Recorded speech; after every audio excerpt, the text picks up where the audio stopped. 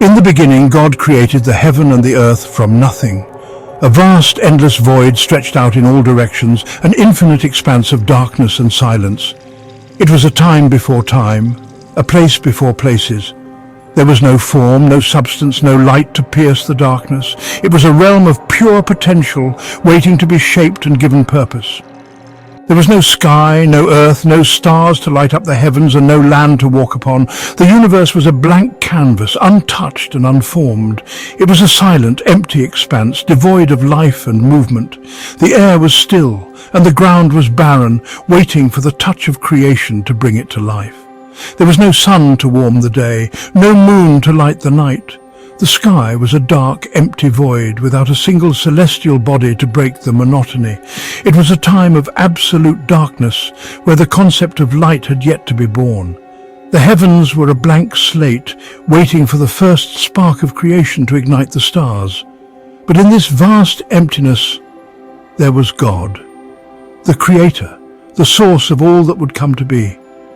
God decided to create something wonderful, something that would fill the void with light and life. With a thought, a spark of divine intention, God began the work of creation.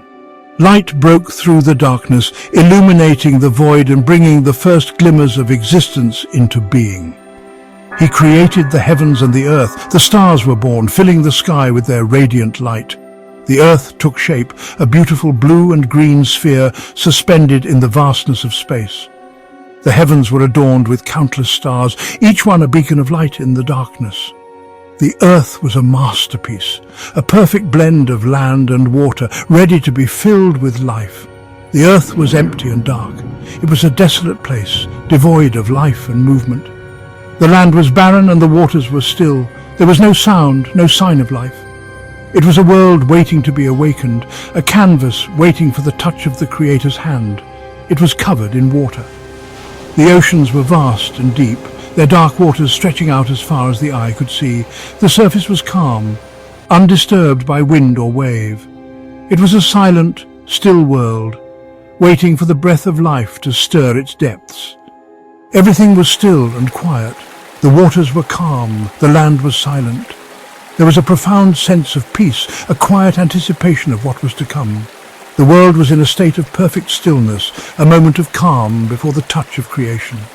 The Spirit of God hovered over the waters, like a gentle breeze stirring the surface. It was a presence of pure love and intention, ready to bring life to the world. The Spirit moved with grace and purpose, preparing the way for the miracle of creation. Like a mother bird watching over her eggs, God was ready to create. The Spirit of God was a nurturing presence, full of love and care. It was a moment of profound anticipation as the Creator prepared to bring forth life from the void. God was ready to create. The time had come to bring light to the darkness, to fill the void with life and beauty. The first rays of light began to pierce the darkness, heralding the dawn of a new creation. It was a moment of great wonder as the Creator's vision began to take shape. He was ready to bring life to the world. The earth would soon be filled with vibrant colours, lush landscapes, and a multitude of living creatures. It was the beginning of a grand adventure, a journey from darkness to light, from emptiness to fullness. The world was about to come alive, a testament to the Creator's boundless imagination and love. And God said, "Let there be light," and there was light. God saw that the light was good, and he separated the light from the darkness. God called the light day, and the darkness he called night. And there was evening, and there was morning, the first day.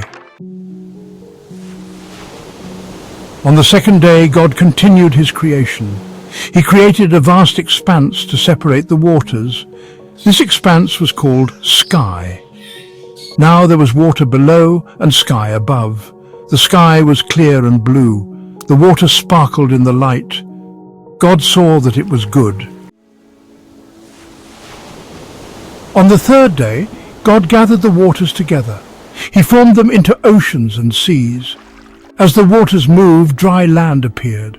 God called the dry land earth and the gathered waters seas. The earth was no longer barren. Green grass sprouted from the ground. Beautiful flowers bloomed in every color imaginable. Tall trees reached for the sky. God saw that it was good. On the fourth day, God looked at the sky. God said, "Let there be lights in the sky, to separate the day from the night, and let them give light to the earth." God made the sun to govern the day, the moon to govern the night. He also placed the stars across the sky, and the sky was filled with their light. God saw that it was good. On the fifth day, God created in abundance creatures of the sea and birds of the sky. He said, "Let the waters be filled with living creatures, and let birds fly above the earth." The seas were filled with fish of every kind. Whales and other sea creatures swam and played in the ocean. Birds flew across the sky singing their songs, and God saw that it was good. On the sixth day God said, "Let the earth bring forth living creatures. Let there be animals of all kinds." And it was so. The land came alive with animals. Lions roared, elephants trumpeted, and deer grazed peacefully in the fields.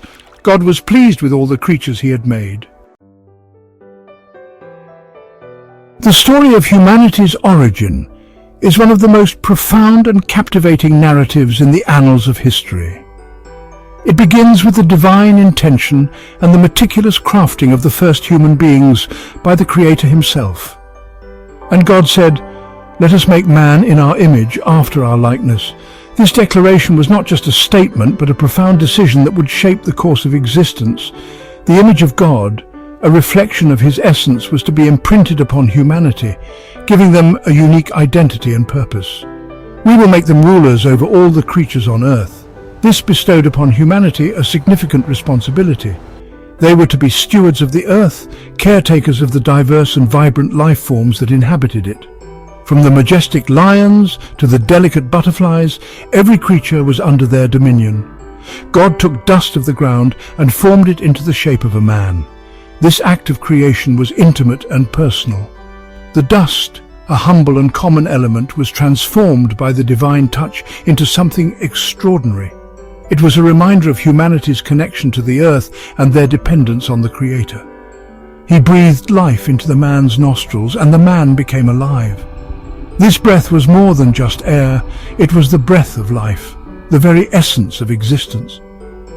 With this divine breath, the man, Adam, opened his eyes to a world filled with wonder and beauty. God named the man Adam. Naming him was an act of authority and care. Adam, meaning man or earth, signified his origin and his role. He was to be the first of many, the progenitor of the human race. He placed Adam in a beautiful garden called Eden. This garden was not just a physical location, but a paradise, a place of perfect harmony and peace. It was filled with every kind of plant and tree, providing sustenance and delight. Rivers flowed through it, bringing life and freshness to the land. God created a woman, Eve, to be Adam's wife. Eve was crafted with the same care and intention as Adam. She was to be his companion, his equal, and together they would share in the stewardship of Eden. Their union was the first marriage, a divine institution meant to reflect love, unity, and partnership. God blessed them and said, "Have children and fill the earth." This blessing was a command and a promise. They were to multiply and fill the earth with their descendants, creating families and communities. It was a call to growth, to spread the image of God across the world. Take care of everything I have made. This directive was a reminder of their role as stewards. They were to nurture and protect the creation, ensuring its flourishing. From tending the garden to caring for the animals, their work was a form of worship, a way to honor the Creator. God saw that everything that he had made was very good. This declaration was a testament to the perfection and harmony of creation. Every element, from the smallest insect to the vast landscapes, was in perfect balance. It was a world where beauty and goodness reigned, a reflection of the Creator's nature. In 6 days, God created the heavens and the earth and everything that is contained within them. The vast universe, with its countless stars and galaxies, came into being by his word. The sun, the moon, and the stars were set in the sky to illuminate the earth and mark seasons and the passage of time. He fashioned a world that was perfect and good. The land was adorned with lush green landscapes, and the forests were pristine and untouched. Rivers flowed with crystal clear water, and the air was pure and fresh.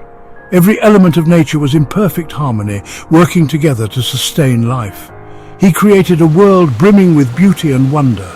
Flowers of every hue bloomed in abundance, and majestic waterfalls cascaded down serene settings.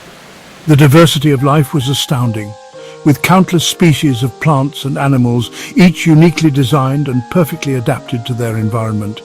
And he created us to live in it and to enjoy all that he had made. Humans were given the ability to appreciate the beauty around them, to explore the wonders of creation, and to live in harmony with nature. Families enjoyed the great outdoors, hiking through beautiful landscapes and experiencing the joy of being part of this magnificent world. God rested on the seventh day. After 6 days of creating, he took a day to rest and to admire his handiwork.